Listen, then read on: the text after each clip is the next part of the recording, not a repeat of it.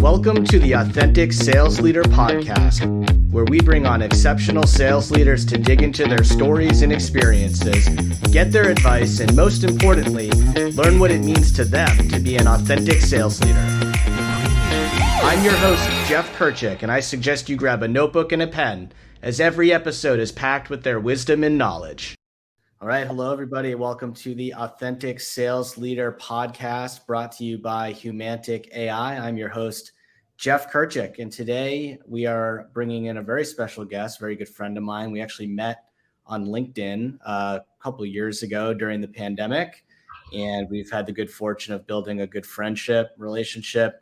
Actually got to meet in person for the first time a few weeks ago. He is a multiple-time award-winning author and sales leader, director at Microsoft, Carson Heady. How are you doing today? Jeff, I'm great. I've been traveling, spending time with our customers and colleagues, and so that stuff reinvigorates me every time. And it's always good to see you. So how could I ask for anything more? Yeah, don't flatter me too much, but I appreciate you making time to do the podcast. You're one of the more respected and most influential folks on LinkedIn in the sales and the SaaS community. So let's kind of dig right in. Maybe just give us a quick introduction to who you are, what you do. Let's start there. If I were to start, I would say I'm just a lifelong student of sales. I love selling. I love sales leadership, building teams. I've been in sales for, 20 plus years. In multiple capacities in large organizations like Microsoft and AT&T and some smaller ones as well. So really good mix. I've done B2B, knocked on and pulled doors. I've cold called, and I've also worked in enterprise sales. And so I've gotten a lot of really great experience. I've written a few books. I get the pleasure of doing some podcast shows, some with you, and, just really doing anything and everything that I can to really embody and illuminate everything that I love about selling. So I get the pleasure of talking with a lot of sales folks. I'm currently a sales director at Microsoft, where I've been for the last 9.5 years, and it's been an amazing experience. So enjoying the ride. Love it. So in the spirit of the title of the podcast, we're going to talk about what does it mean to be an authentic sales leader. Topic near and dear to me. Obviously, I wrote a book called Authentic Selling. Would love to hear for your thoughts, like from a leadership perspective. What do you think about when I say, someone's an authentic sales leader? What comes to mind? Frankly, it's the opposite of what I was probably initially trained to be years ago. And what I mean by that is, I feel like when I came up as a sales leader, I didn't have a lot of mentors. And, we kind of had this thing where we had to be bulletproof. We had to be the smartest person in the room. And it's the exact opposite of that. It's being human. It's meeting people where they are. It's really understanding how do I build this foundation of trust and transparency with my team. And in doing so, a lot of that is sharing that experience that you've had. I think where I've been able to help teams is, letting them know through wins and often losses, how I've gotten the experience that can help them see around corners. So authentic leadership is really all about meeting people where they are, staying at the pulse of your team, understanding what matters to them and what makes them tick, being human and not feeling this compulsion to be the hero. You're the hero maker now. And so I think those are the principles that are really key to me, making sure that your team is privy to all the resources that they have that can help them be successful, putting them in a position to win, removing the legitimate barriers to their success, and supporting them, being their fan, being their advocate, being their evangelist. Those things are authentic leadership. Yeah, I love the just calling it out, being a human, right? I think a lot of times in these leadership roles, people feel like they have to be the pro all the time, and therefore, they kind of only talk about the good things, and the real humans are people that are honest and vulnerable, right? And so I love that. I guess are there any examples you can share about a time where you feel like leaning into this like authentic leadership philosophy paid off for you with a, a team member or something like that? One of my favorite stories of this was actually, it was years ago. There was a team that had been formed that was called a customer experience team. And this was at a prior organization that I worked. And, they worked with our existing customers, typically post sale. And they would work to make sure that the investment was working, that they were getting the value out of the investment, but they were also charged with upsell. And they were flailing from a results perspective. They were traditionally doing about 70% to goal. They did 78% 1 month. And I was sitting in a leadership meeting, and they were talking about just shutting this group down. Would have impacted a lot of folks' jobs. And I volunteered. I said, I'll take them. And I already had a lot on my plate. I had a full, 2 organizations that I managed and a couple of remote call centers. And I said, I'll take these folks. And I think it's interesting because anytime there's a new boss, and especially if you come in with a preconceived notion, they knew I was a really passionate young sales leader. They probably thought I was going to come in, start making, quick knee-jerk changes and things of that nature. But I did the exact opposite. I actually just, came in and sat with them while they were on calls. I listened. I didn't tell them what to do or say. I observed. And then I would get their feedback, and I would ask them, like, hey, look, you're probably aware that, this team is not doing what it needs to do from a results perspective. I'd love to get your feedback. What's working? What's not? If you were to make changes, if this was up to you to keep this team surviving, what changes would you make? And I got feedback from the entire team. I figured out what made them tick. We came together as a team, and we agreed on some of the changes that we wanted to make to, like, time allotted in between calls, some key metrics that we were wanting to chase. And the first month that we worked together, we did 141% to goal. That was my favorite example of this, because it was really, I needed their buy-in. I needed to understand what mattered to them, but they also needed to understand the predicament that they were in, and they needed to be part of the solution. And so it worked magically. I love that. Like, coming in not with this mentality that you're going to tell people how to do things or how to fix things. It reminds me of this, like, leadership.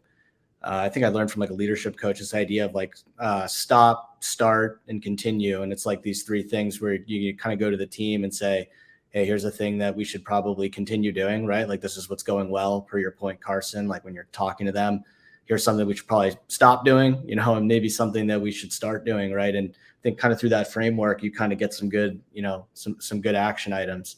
What about, like, on the individual contributor level? I mean, you wear kind of multiple hats. You're a leader, but you also are responsible for closing deals and being part of these, kind of like an individual contributor role, if you will. So in that capacity, you're obviously dealing with, large customers, and you have to build relationships. And how do you think you're an authentic seller, and how does that come through for you in a sales role? I was an IC for a long time, and I'm so grateful for that experience, because I think it really gave me credibility when I moved into a leadership role with ICs, even here today at Microsoft, because a lot of that experience comes down to knowing how to leverage all the resources that are at your disposal, the value that you can bring.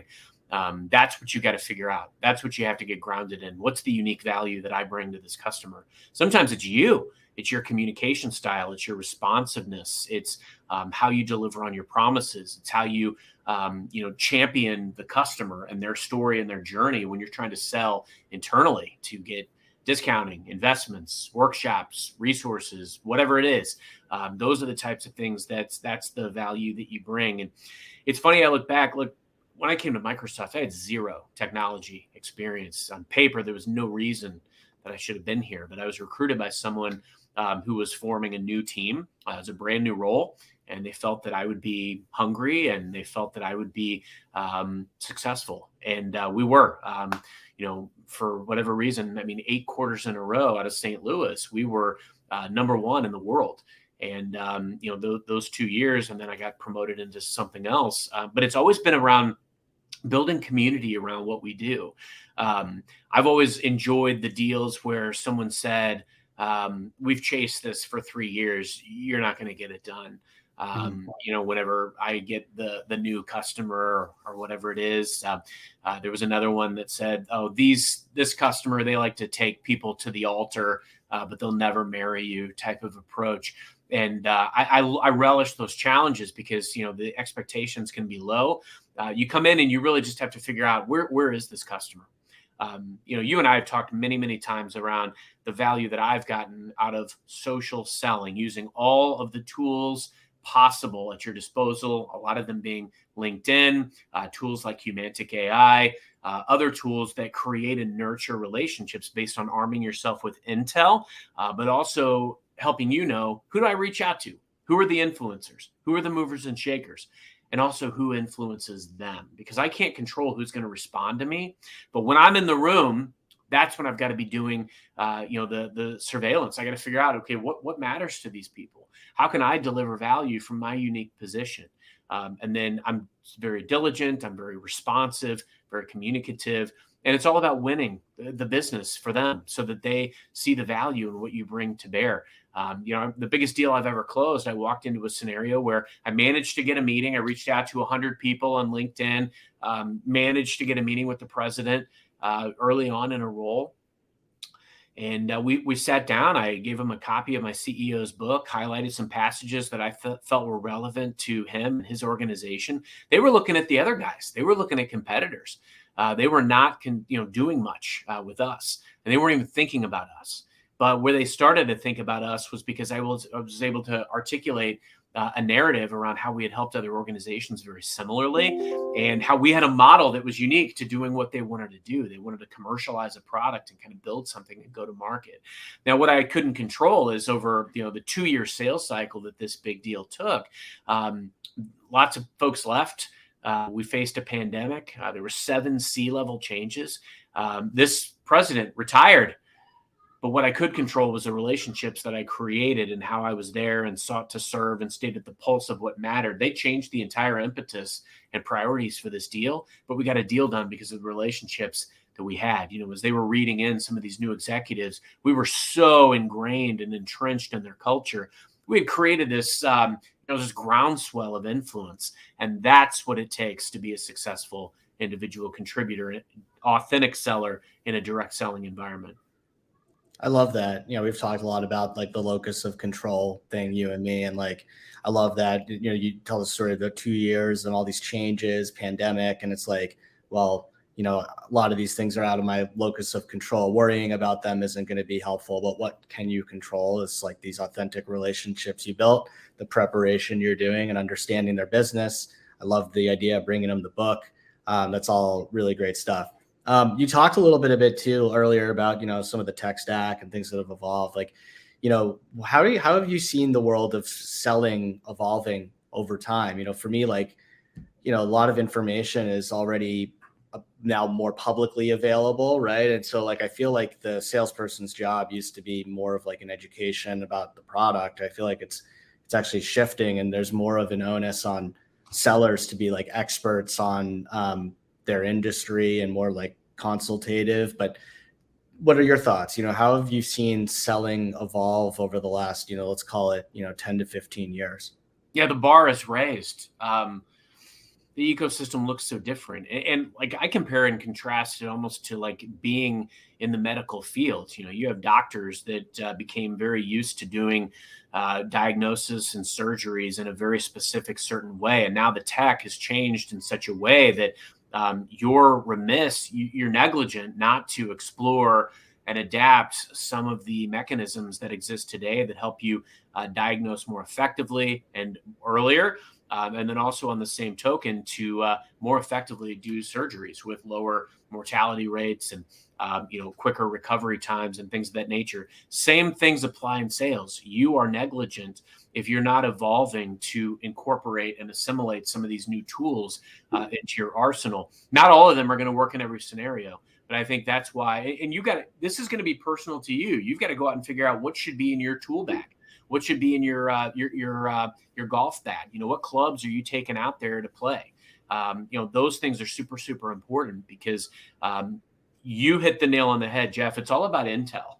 We have to arm ourselves with information. Gordon Gekko said back in Wall Street, information is still the greatest commodity, and that is still the case today. How are you arming yourself with information about your target customer, about the industry you're working in?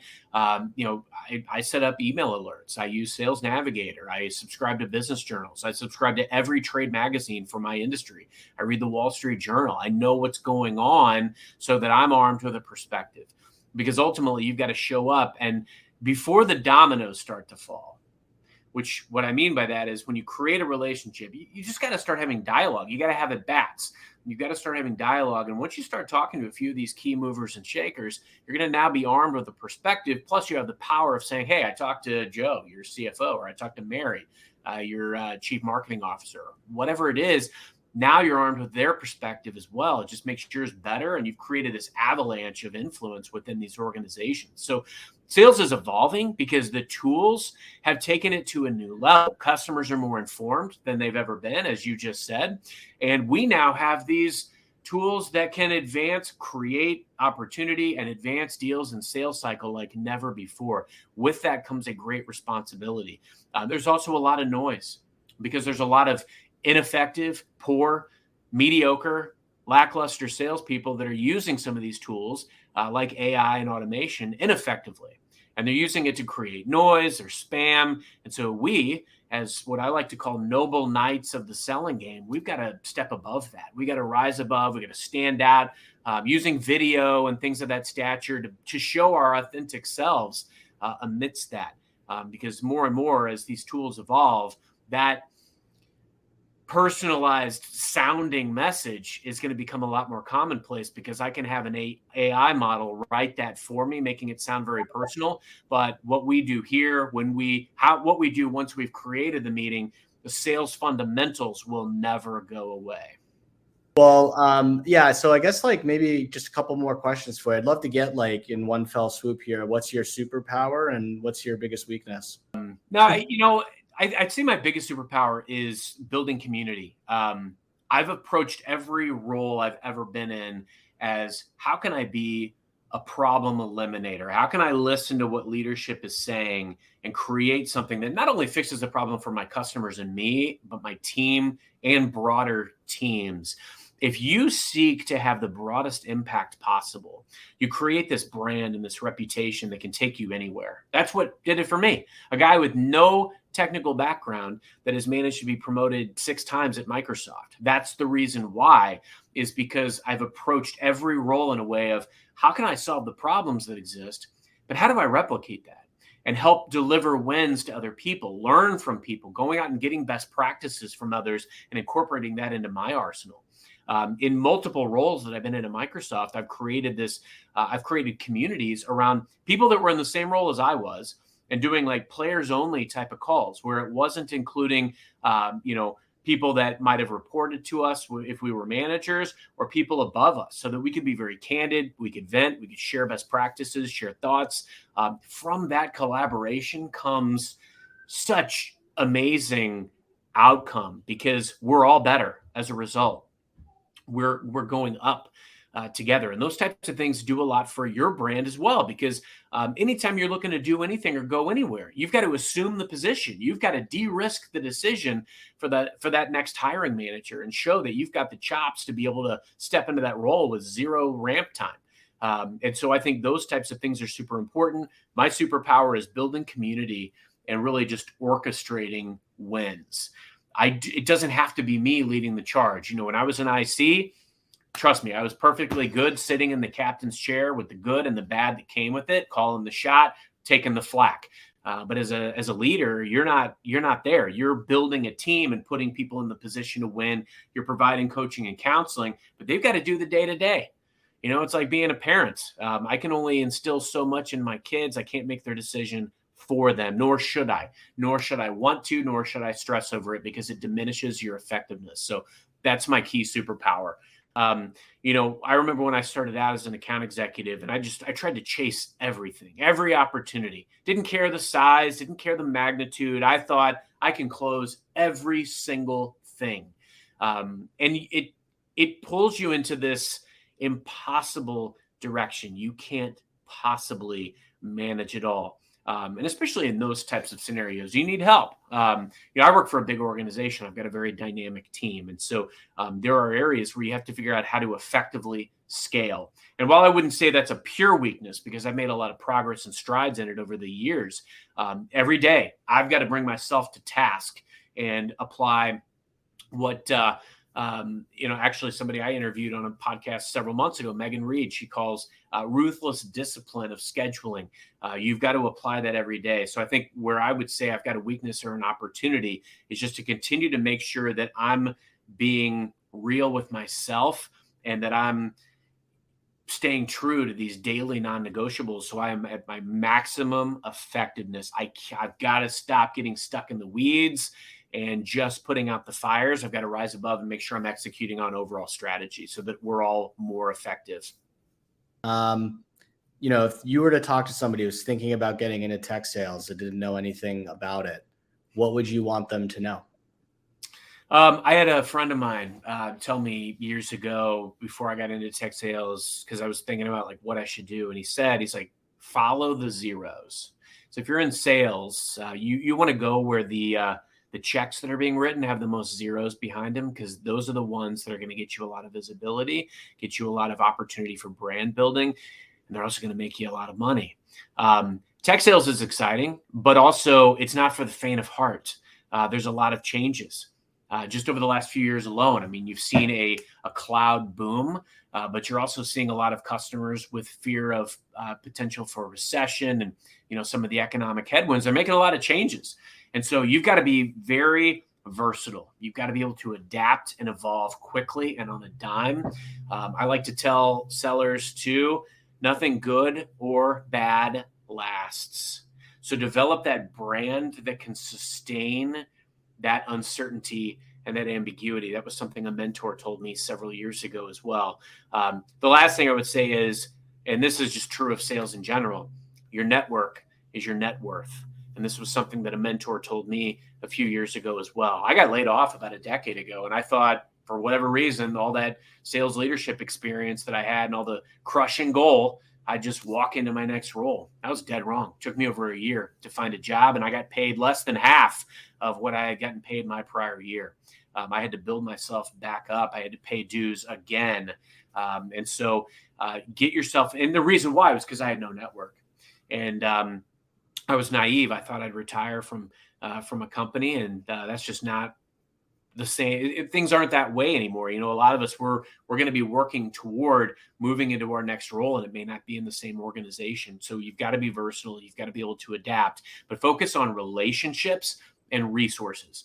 What are the key relationships that I need to be successful?